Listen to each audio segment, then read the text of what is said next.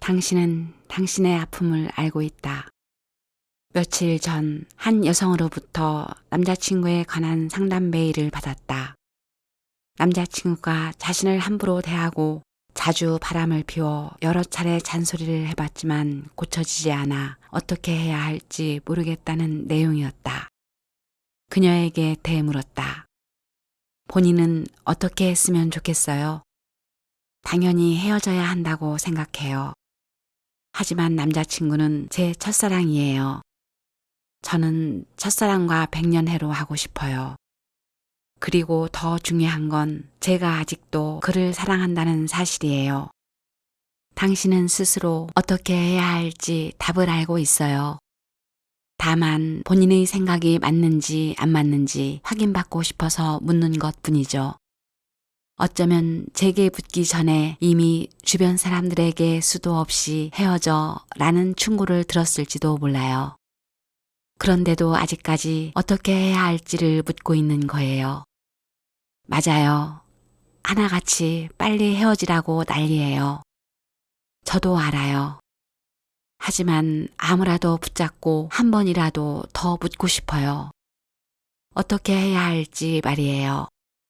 계속 묻지 않을 수가 없어요. 지금까지 나는 이런 질문을 수도 없이 들어왔다. 이제 전 어떻게 해야 할까요? 곧 여름인데 살이 5kg이나 쪘어요. 어쩌면 좋죠? 이 일은 전망도 밝지 않고 월급도 적은데 어떻게 하면 좋을까요? 쇼핑을 멈출 수 없어요. 신용카드 할부금도 아직 다 못 갚았는데 전 어쩌죠? 하지만 잘 생각해 보면 이런 문제들은 전 세계적인 이슈가 될 만큼 심각한 문제가 아니다. 지구 온난화나 미세먼지 같은 전 지구적인 문제도 다 해결 방법이 있는데 하물며 한 개인에게 닥친 작은 돌뿌리 같은 문제에 답이 없겠는가? 답은 무척 단순하다.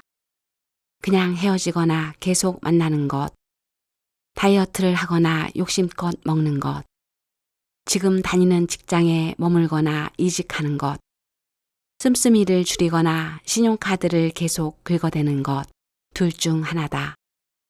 당신은 결코 미련하지 않다. 그래서 이에 대한 정확한 답을 누구보다 잘 알고 있다. 그런데도 아직까지 어떻게 해야 할지 묻는다는 것은 혹시 어떻게 하고 싶지 않기 때문은 아닐까? 낯선 고통보다는 익숙한 고통을. 이별은 아프다. 다이어트도 취업도 절약하는 것 또한 고통스럽다.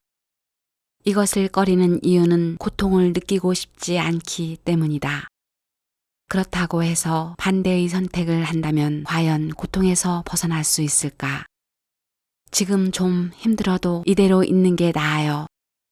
겪어본 적도 없고 헤아릴 수 없는 고통보다는 차라리 익숙한 고통이 나으니까요. 최소한 아직까지는 견딜만 하니까. 이것이 바로 답을 알고 있지만 행동하지 않는 이유다. 이들은 살아가면서 하는 모든 선택이 자기 뜻에 부합하게 이루어지기만을 바랄 뿐 정작 골치 아픈 선택은 하지 않으려 한다. 그러나 현실의 삶은 동화 속 신데렐라처럼 왕자님과 평생 행복하게 살게 된다는 해피엔딩만 존재하지 않는다. 자정이 되면 마법이 풀리는 저주가 있는가 하면 성질 못된 언니는 유리 구두에 발을 끼워 넣느라 살이 찢기고 피가 나는 대가를 치러야 한다. 이것이 현실이다.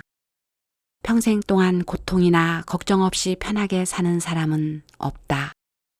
올바른 선택과 행동을 한다고 늘 즐겁고 행복한 결과가 있으리라 보장할 수도 없다. 하지만 분명한 사실은 그릇된 일을 하면 반드시 끝없는 고통에 시달리게 된다는 점이다. 올바른 선택과 행동은 종종 고통이라는 가면을 쓰고 나타나 사람을 헷갈리게 한다. 이 가면의 속임수에 넘어간 잠재의식은 당신으로 하여금 당장 고통에서 벗어나 순간적인 쾌락을 누리는 편이 나을 거라고 속삭인다. 이는 영원한 가치보다 지금 이 순간의 소유와 향락을 추구하는 현대인의 철학과도 잘 맞아떨어진다. 치명적인 유혹이다. 그렇기 때문에 우리는 끊임없이 전 어떻게 해야 할까요? 라고 묻기만 한다. 무엇이 올바르고 정확한 일인지, 어떤 일을 선택해야 하는지 누구보다 잘 알지만 그로 말미암아 고통당하고 싶지 않은 것이다. 이는 인생을 진중하게 바라보지 못하는 가벼운 생각이다. 그저 일시적으로 고통을 마비시키려는 시도일 뿐이다. 선택을 선택하라. 다가올 고통을 유예시키면서 어떻게 해야 할지만 묻는 당신, 차라리 지금 당장 행동하라. 지금 당신의 손에는 선택권이 쥐어져 있으니까. 자잘한 고통을 최소화할 수 있는 선택권 말이다. 그런데도 행동하지 않는다면 최종 선고만을 기다리는 감옥의 미결수 같은 처지가 될지도 모른다. 바람난 남자친구는 몇 개월 후 당신을 떠날지도 모른다. 여름이 되면 당신은 통통하게 살이 오를지도 모르고 1년 후에 당신은 한 푼도 오르지 않은 급여 명세서를 손에 쥐게 될지도 모른다. 그 순간 당신은 더 큰 고통에 휩싸일 뿐 아니라 자신에게 주어졌던 선택권을 제대로 사용하지 못한 것을 처절하게 후회할 것이다. 우리는 시간이 한참 흐른 뒤에야 만일 그때 그렇게 했더라면 좋았을 것을 이라고 후회한다. 안타깝게도 그때라는 시간은 이제 돌이킬 수 없는 순간이다. 하지만 희망은 있다. 지금 이 순간이 있기 때문이다. 지금 이 순간은 바로 또 다른 그때가 될 수 있다. 당신은 지금 결말을 바꿀 수 있는 바로 그때라는 시점에 서 있는 셈이다. 물론 올바른 선택을 한다고 해도 아쉬움과 고통을 반복할 수 있다. 지금 남자친구와 헤어진다고 해서 훗날 더 멋진 짝을 만나게 되리라고 보장할 수 없고 다이어트에 성공한 당신을 핫한 여름이 기다리고 있다고 장담할 수도 없다. 당신이 무조건 잘못된 길에서 벗어나 옳은 방향으로 나아가게 되리라고 보장할 수도 없다. 다만 지금 해야 할 것과 하지 말아야 할 것을 결정하지 않는다면 당신은 더 많은 가능성을 잃게 되리라는 것만은 분명하다. 그러니 당신은 용감하고 모질어야 한다. 인생 무상이라고 했던가. 어떤 때는 가만히 인내하고 있으면 안 좋은 일도 물 흐르듯 그냥 지나간다. 또 어떤 때는 무턱대고 인내하기만 하다가 소중한 기회를 빼앗겨 버리기도 한다. 오늘 자신을 방임하는 것은 내일의 자신을 벌하는 것이나 다름없다. 답을 알면서도 행동하지 않는 것은 시험에서 백지를 내서 유급을 당하는 일처럼 전부 당신 잘못이다. 아직도 어떻게 해야 할지 묻는 일에 시간을 낭비하려 하는가?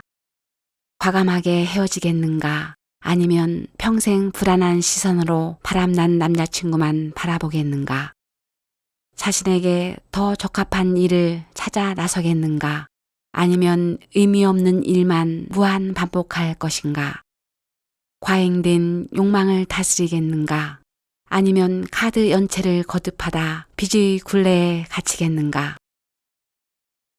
왜 사소한 일에도 고민할까? 오래전 함께 인턴으로 일하던 동료가 오랜만에 연락을 해왔다. 지금 다니고 있는 직장을 계속 다녀야 할지 아니면 이직을 해야 할지 모르겠다며 조언을 해달라는 것이었다. 기억을 더듬어 보니 그는 2년 전에도 비슷한 고민을 이야기했다. 그때는 유학을 가야 할지 취업을 해야 할지 갈등했었다. 그때와 질문의 내용은 달랐지만 선택을 앞두고 머뭇거리는 태도는 여전했다. 그는 무언가를 결정할 때면 늘 갈팡질팡했다. 진로를 결정하는 일부터 의식주에 이르는 소소한 일까지 그의 앞에는 하나같이 난감한 갈림길만 놓여 있는 듯 했다. 왜 결정하지 못하는가? 이런 유형의 사람을 가리켜 선택 장애라고 한다. 비록 장애라는 이름이 붙기는 했지만 이것은 타인에게 큰 피해를 주는 증상은 아니다. 단순히 소소한 일을 쉽게 걱정하고 무언가를 결정하는데 어려움을 느끼는 성격을 말한다. 주변을 둘러보면 선택 장애를 겪는 사람이 적지 않다. 그들은 눈만 뜨면 어떻게 해야 하지? 라는 질문부터 던진다. 머뭇거리는 모습이 안타까워 과감하게 선택하라고 주변에서 조언이라도 할라치면 가련한 표정을 하고는 두 눈을 꿈뻑거리며 말한다. 방법이 없어요. 전 원래 갈대 같은 사람인걸요.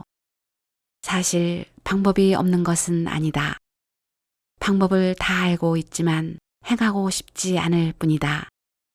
갈대처럼 갈피를 못 잡고 선택에 어려움을 느끼는 것은 나는 그렇게 빨리 선택을 내릴 수 있는 사람이 아니야 라는 자기 암시가 문신처럼 마음 깊이 새겨진 결과다. 이러한 자기 암시는 빠른 결정을 방해하는 장애 요인으로 작용한다.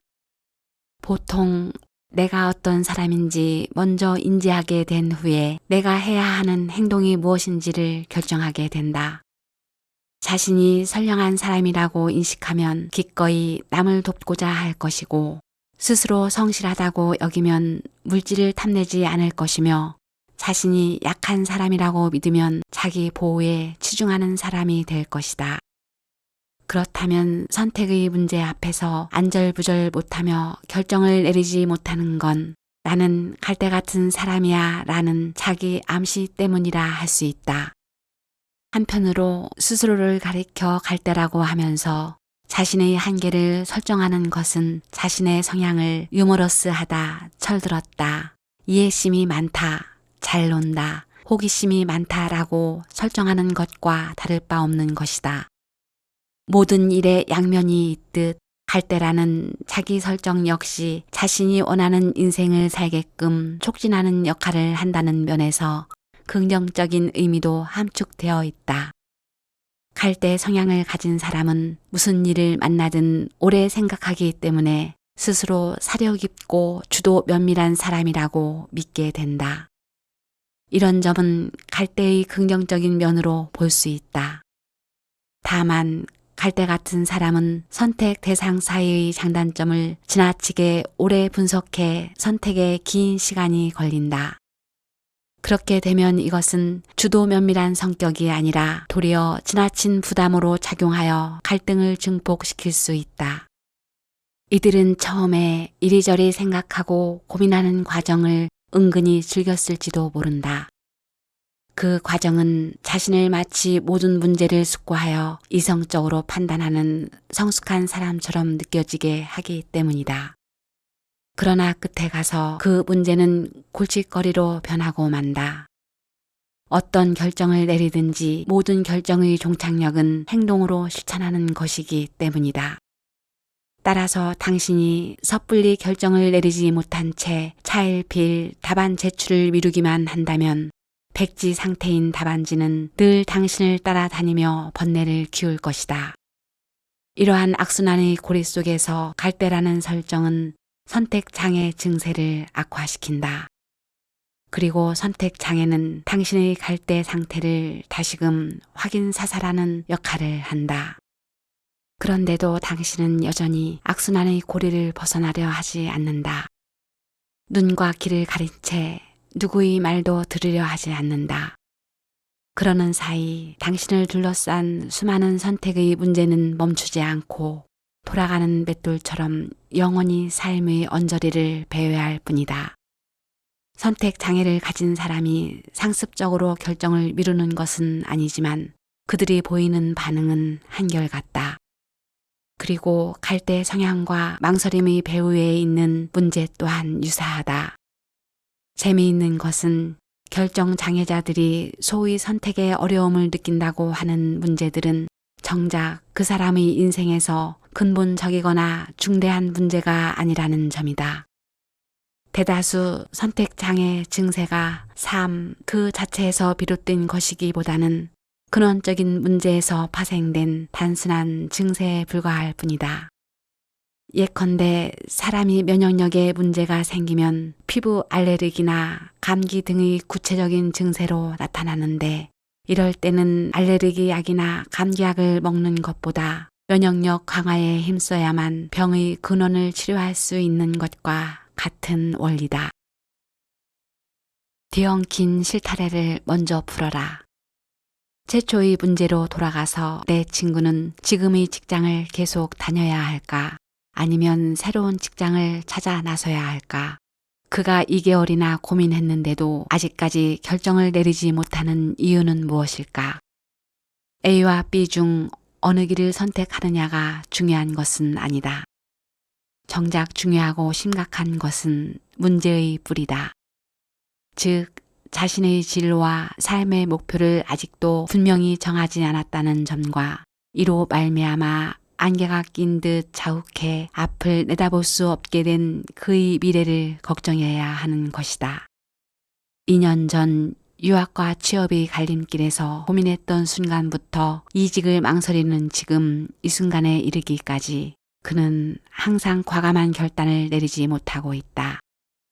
애초부터 그는 자신이 원하는 길이 무엇인지, 자기에게 가장 적합한 일이 무엇인지, 본인의 능력과 조건에 비추어 어떤 선택을 해야 옳은지 명확하게 깨닫지 못했다.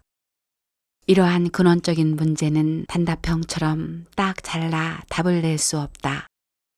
마치 복잡하게 뒤엉킨 실타래를 푸는 과정과도 같아서 실의 끝을 잡고 거꾸로 따라 들어가 엉킴의 근원을 발견해야 한다. 그러니 엉킨 실뭉치를 손에 쥔 채 머플러를 짤지 털옷을 짤지 결정하려 하는 건 섣부른 행동일 뿐이다. 진짜 근원적인 문제는 변형된 모습으로 숨어 있어 눈에 잘 띄지 않을 수도 있다. 반면 이직 문제, 연인과의 휴가 계획, 컴퓨터 구입 등은 너무나도 구체적이고 현실적이어서 눈에 잘 띄고 이 때문에 가장 시급한 문제처럼 느껴질 수도 있다. 어쩌면 당신은 지금 이 순간에도 이들 사이에서 갈등하는데 집중하고 있을지도 모른다. 그러나 지금 당신이 해야 할 일은 이 사이에서 고민만 할 것이 아니라 지금 다니고 있는 회사 일부터 차근차근 마무리 짓고 연인과의 문제를 대화로 해결하며 컴퓨터 구입을 위한 잔고를 은행 계좌에 채워 넣는 실질적인 행동이다. 당신이 갈팡질팡하며 결정을 내리지 못하는 이유는 답을 낸 다음 직면해야 할 이런 일련의 과제들이 부담스러울 수 있다. 어떤 문제에 대한 답을 낸다는 것은 그에 맞는 행동을 해야 함을 의미하므로 한번 결정을 내린 뒤에는 더 이상 부담을 회피하거나 지연시킬 수 없다. 자, 이제 고민해야 할 때다. 선택 문제의 이면에 감추어진 진짜 문제는 무엇인가? 그리고 눈앞에 닥친 이 선택의 문제가 과연 당신의 삶에서 정말로 중요한 일인가? 일은 일일 뿐 그 이상의 의미는 없다. 물론 당신은 코앞에 닥친 현실적인 선택 문제만으로도 극도의 두려움을 느낄 수 있다. 이 선택의 문제들이 삶에 중대한 영향을 끼치리라 믿으며 혹시라도 잘못 선택해 만회할 수 없는 지경에 이르지 않을지 전전긍긍하면서 말이다. 그래서 선택장애라는 핑계를 내세워 결정을 미룬 채 조심스럽게 판단하려는 것일 수 있다. 그러나 일은 일일 뿐이고 연애도 연애 이상의 의미를 지니지 않는다. 그것들이 아무리 대단한 의미를 지닌다고 해도 인생의 근본적인 문제는 아니라는 말이다. 따라서 이러한 소소한 문제에 넘어져 한번 실패한다고 해서 다시 일어설 수 없으리라는 생각은 버리자. 신중하다는 것은 좋은 습관이며 최대한 옳은 선택을 하게 하는 동기도 되지만 단 한 번의 선택에 지나치게 많은 의미를 부여할 필요는 없다. 한 번의 결정으로 평생 평탄한 길을 걷게 되는 일은 없으니 말이다. 업무의 성취는 조금씩 단계적으로 쌓아가는 것이다. 따라서 어떤 사람이 한 분야에서 최고의 권위와 전문성을 갖추게 되었다면 그것은 일시적으로 얻은 것이 아닌 오랜 시간에 걸쳐 조금씩 쌓아 올린 결과물이다. 순탄한 연애 또한 두 사람이 오랜 시간 대화로서 조정의 과정을 거친 끝에 가능해진 결과이다. 반려자와의 백년해로도 오랜 세월 수많은 사건을 겪으면서 자기 자신을 끊임없이 고쳐나간 덕분이다. 마찬가지로 한두 번의 선택 문제나 잡다한 일 때문에 인생을 관통하는 큰 줄기가 바뀌지는 않는다. 어떤 신발을 사야 할지, 무슨 옷을 입어야 할지, 어디서 밥을 먹어야 할지 등의 부수적인 문제는 당신을 일시적으로 돋보이게 할 뿐이다. 인생을 진정 빛나게 하는 것은 결정을 내리는 당신이 과연 어떤 존재이냐는 것이다. 선택 장애를 초래하는 또 다른 원인은 바로 결과에 책임지기를 두려워하는 마음이다. 사람들은 실패를 두려워한다. 실패는 자신의 무능함을 자각하게 만든다. 이는 잠재의식의 측면에서 접근해야 한다. 살면서 일어나는 일의 모든 인과관계에서 외부 요인을 제거한 뒤 남는 가장 근본적인 원인은 바로 자기 자신이기 때문이다. 특히 자존감이 낮은 사람은 실패의 원인을 자신 탓으로 돌릴 가능성이 더 높다. 사실 잘못된 선택으로 인한 실패, 그리고 그 실패를 인정하는 것, 이런 것들은 큰 문제가 아니다. 진짜 두려운 것은 단 한 번의 선택으로 말미암아 자기 자신을 치욕이라는 기둥에 묶어 고문하는 것이다. 단순한 선택의 문제일 뿐인데 당신은 내가 부족해서 잘못 선택하는 바람에 이렇게 된 거야. 내가 잘났다면 실패하지 않았을 텐데 라고 하며 이를 삶 전체를 판단하는 유죄 판결문으로 삼는다. 사실 그 선택의 문제는 인생을 이루는 수많은 페이지 가운데 한 페이지도 되지 않는다. 따라서 그 페이지를 넘기지 않고 머물면서 자책하기만 한다면 당신은 영원히 그 안에 갇힌 채 미래의 성공을 꿈꿔볼 기회조차 얻지 못할 것이다. 제 아무리 오스카상 수상자라고 해도 누구나 엉터리 영화 한 번쯤 찍어본 경험이 있지 않은가. 하지만 자신이 엉터리 연기자라고 외치는 사람은 단 한 명도 없다. 왜냐하면 단 한 번의 실패가 그 사람을 규정하는 근거가 될 수 없기 때문이다. 자신의 시간을 선택하거나 갈등하는 데만 쏟았다면 이제 행동하는 데 사용해 보는 것은 어떨까? 그러면 당신은 좀 더 강한 행동 의지를 가진 사람이 될 수 있지 않을까? 거듭 강조하지만 선택 장애를 가진 사람이 가야 할 최종 목적지는 선택 포기가 아닌 빠른 결정이다. 일단 선택이라는 관문을 뛰어넘어야만 앞으로 계속 나아갈 동력을 얻을 수 있다. 어떤 선택을 하든지 나름의 장단점이 있다. 두려움의 진짜 원인이 무엇인지 분명히 인식한다면 선택은 그다지 어렵지 않을 것이다. 진정한 인생은 선택을 마무리 짓고 근심 걱정 없이 사는 것이다. 선택을 내린 뒤 그에 맞게 행동해야만 진짜 인생이다. 고개를 들어 머리 위 펼쳐진 하늘을 바라보자. 우리 인생도 아득하게 펼쳐진 하늘과 같다. 그리고 눈앞에 놓인 소소한 선택의 문제들은 저 하늘 아래 날리는 티끌처럼 작은 것이다. 이 때문에 고민하고 갈등할 필요가 있을까? 온 세상이 당신의 적인 것 같다. 살다 보면 이런 사람이 꼭 있다. 인생이 꼬이면 남 탓으로 돌리고 자신이 더 나은 삶을 살 수 없게 된 것도 다 남 때문이라고 생각하는 부류 말이다. 이런 사람들에게 세상은 문제투성이 혹은 지옥이나 다름없고 세상 사람들은 자신에게 덫을 치는 사냥꾼쯤에 불과하다. 흡사 이 세상 전체를 자신의 적으로 삼기라도 하는 듯하다. 시대를 잘못 타고났다라는 말을 입에 달고 사는 남성이 있었다. 그는 특히 회사 이야기만 나오면 분노를 참지 못한 채 투덜댔다. 사장은 인재 보는 안목이 없어. 회사 사람들 때문에 도저히 다닐 수가 없어 라는 말은 그가 밥 먹듯 하는 말이었다.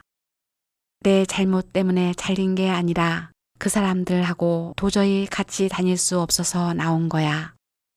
연애를 많이 해본 만큼 이별도 많이 경험해본 여성이 있었다. 그녀는 헤어질 때마다 습관적으로 이별의 탓을 남자에게 돌리곤 했다.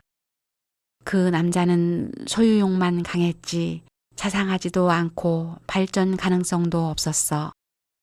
어찌나 흉을 보는지 중국 13억 인구를 다 싸잡아 욕할 것 같은 기세였다. 그녀가 가장 즐겨했던 말도 앞의 남성과 비슷하다. 전 남자친구만 아니었어도 진즉 좋은 곳으로 시집가서 아들, 딸 낳고 잘 살았을 거예요. 전 남자친구만 아니었어도 진즉 좋은 곳으로 시집가서 아들, 딸 낳고 잘 살았을 거예요. 영화 어빈 더 윈드의 여주인공 청의멍은 잡지사의 칼럼니스트로 평소 회사가 늘 불공평한 처사만 한다며 불평했다. 그러던 중 지피를 위해 토스카나 여행을 계획하다가 뜻하지 않게 목적지가 네팔로 바뀌게 되어 시끄러운 아줌마 여행단과 일정을 함께하게 된다. 갑작스러운 여행지 변경, 아줌마 여행단의 돌발적인 행동, 예상치 못한 크고 작은 문제들 때문에 일이 틀어지고 가로막히자 그녀는 자신이 세상에서 가장 불행한 사람일 거라며 좌절한다. 이 세상이 애초부터 불공평하지 않았더라면 혹은 이 사람들과 엮이지 않았더라면 오늘 자신이 이 지경에 이르지 않았을 거라며 말이다.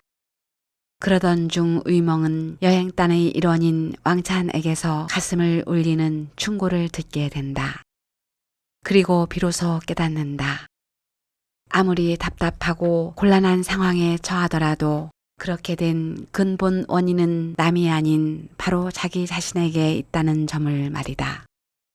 여기서 잠깐 말하자면 그녀가 직접 지은 의멍이라는 필명은 산해경에 나오는 인간의 형상을 한 괴수로 날개는 있지만 멀리 날지 못한다. 괴수는 바람을 탓하거나 가로막힌 산을 원망하지 않고 자신의 짧은 날개만을 탓했는데 이 영화의 주인공을 설명하는데 꽤 커다란 의미를 담은 필명이 아닌가 싶다. 삶을 돌아보면 이러한 예는 곳곳에 있다. 비참한 배역을 즐기는 사람들. 지금의 불행을 남의 탓으로 돌리고 자신은 피해자로 남으려는 심리. 그것은 마치 감기처럼 흔하지만 완치가 어려운 질병이다. 이를 가리켜 피해자 증후군이라고 일컫는다. 보통 이런 사람들은 인생을 살면서 피해자나 약자처럼 비참한 배역을 연기하길 즐기는데 가끔 연기에 몰입하다 보면 황당한 논리로 빠지기도 한다. 내 급여가 낮은 건 이 업계의 급여 대우가 형편없어서야. 나만 빼고 동기들이 다 승진한 건 분명 여기저기 연주를 동원했을 거야. 연애하는 내내 싸우기만 한 건 남자친구가 스스로 바뀌려고 노력하지 않았기 때문이에요. 이들이 처한 상황을 하나하나 뜯어보면 분명 처참하다.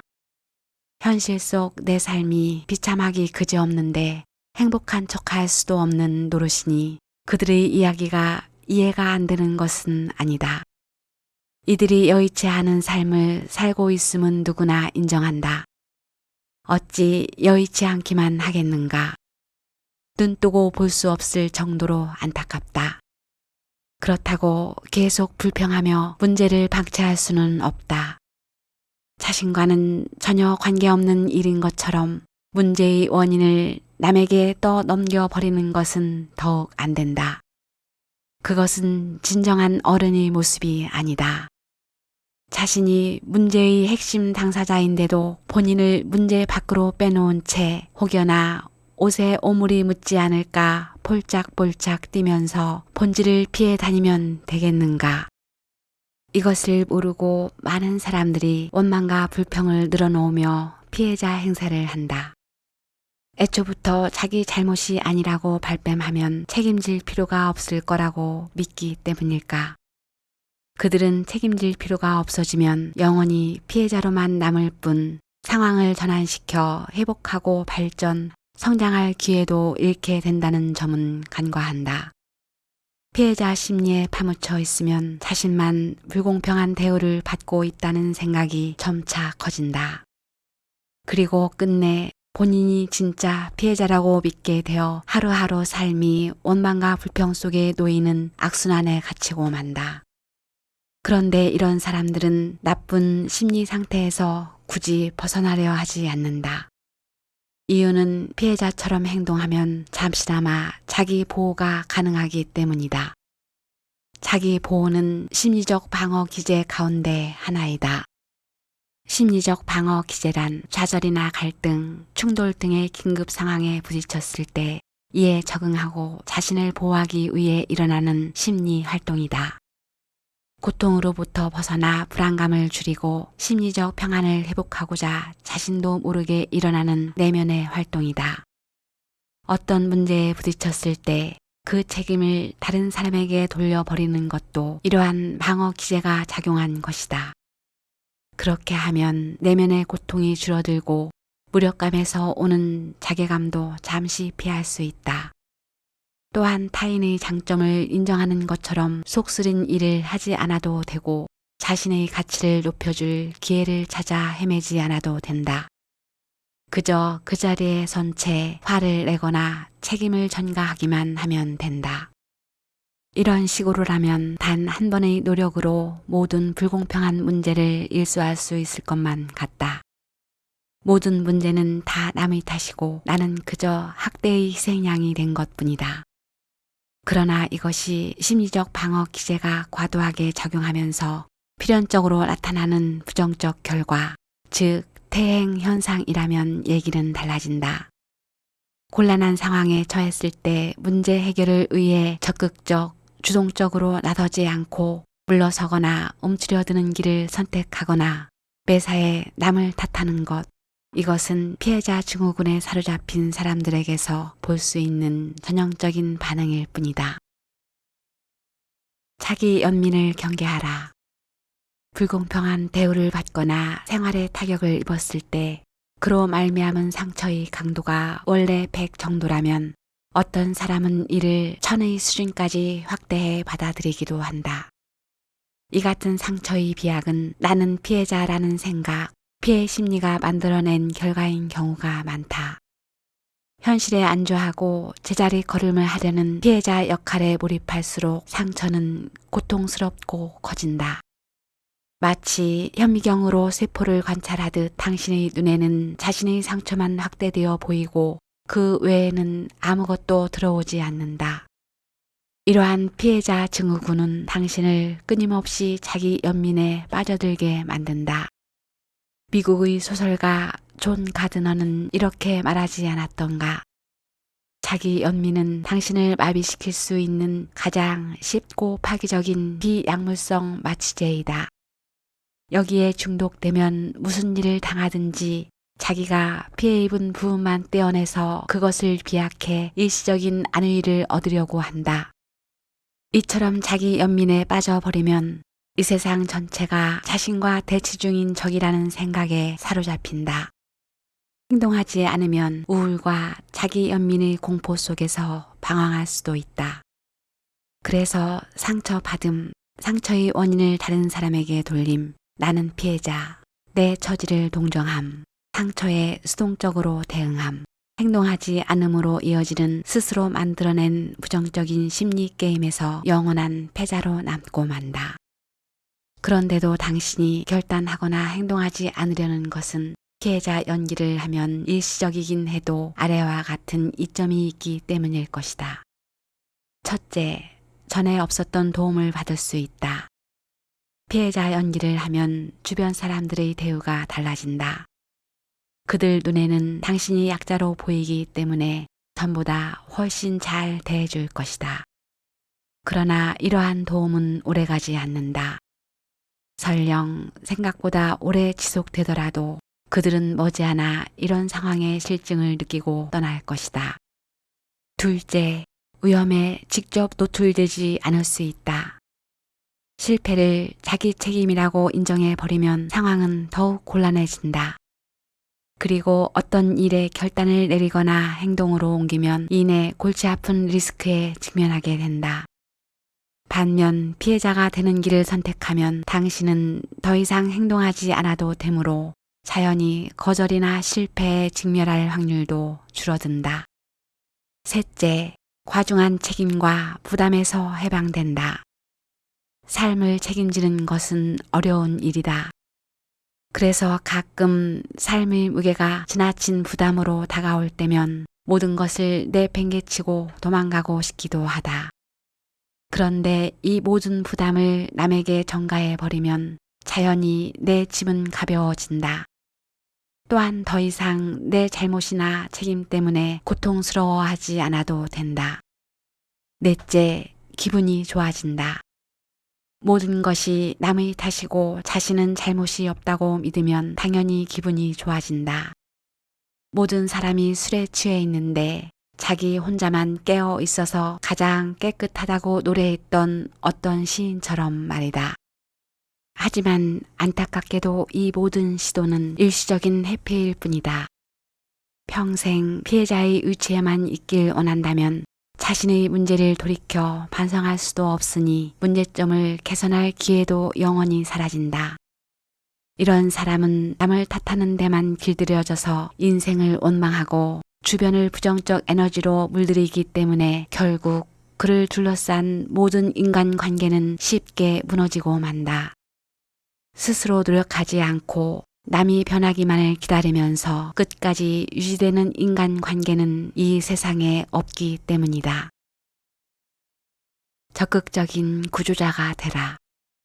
만약 당신에게 인생에서 무언가를 이루고자 하는 아주 작은 동기라도 남아있다면 지금부터라도 자신의 삶을 스스로 책임져 보자.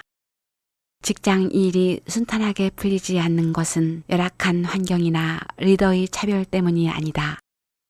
참깨 덕에 승진한 줄로 알았던 동료에게는 어쩌면 당신에게 없는 능력이 있었을지도 모른다. 여자친구가 당신을 떠난 진짜 이유가 무엇일까? 단순히 돈 때문이었을까? 혹시 자기 발전을 위해 노력하지 않는 당신에게 실망했기 때문은 아닐까? 당신이 다양한 가능성을 고민하고 자기 잘못을 돌아보지 않는다면 어디에도 당신을 구제할 방법은 없다. 오랜 세월 피해자로 살아왔기 때문에 피해자의 사유 방식이 익숙할 수도 있다. 그러나 돌이켜 생각해 보라. 그것이 지금까지 당신에게 어떤 도움을 주었는가? 당신의 앞길을 가로막아 후퇴하게 한 것 말고 당신을 세상에서 가장 가련한 사람으로 만들고 깊은 밤 잠 못 들게 하며 발을 동동 구르면서 하늘을 향해 비통함을 쏟게 했던 것 말고 당신에게 준 이익이 무엇인가? 어째서 피해를 입는 쪽은 늘 당신뿐인가? 다시는 이런 문제에 얽혀서 자신을 망가뜨리지 말자. 어떻게 해야만 이 상황을 극복하고 해결할 수 있을까? 누가 날 도와줄 수 있지? 이 문제를 해결할 정보를 어디서 얻을 수 있을까? 라고 스스로에게 한번 물어보자. 이 고민이 당신을 피해자 증후군 감옥에서 벗어나는 문제 해결의 열쇠를 줄 것이다.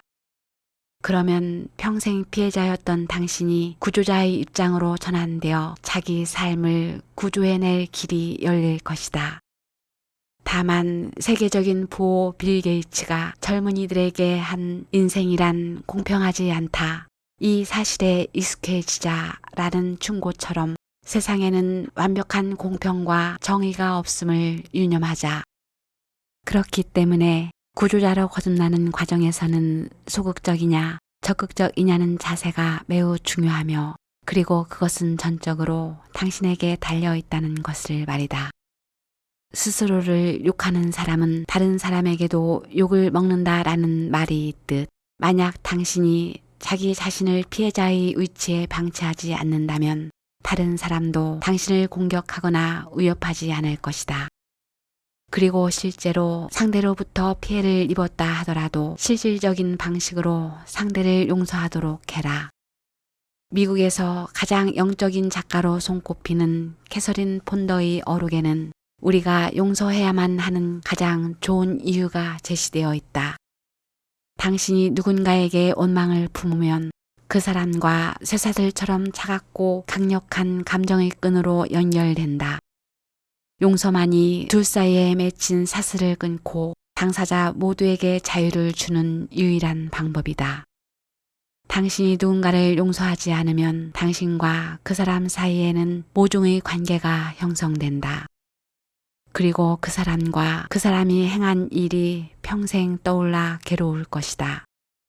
둘 사이의 이러한 감정 관계는 어찌나 치열한지 자기 자신뿐 아니라 주변 사람들도 고통당할 것이다. 당신이 용서하면 고통의 관계에서 해방되는 것은 상대방뿐만이 아니다. 자기 자신도 부정적 관계의 사슬을 끊어낼 수 있음을 기억하자.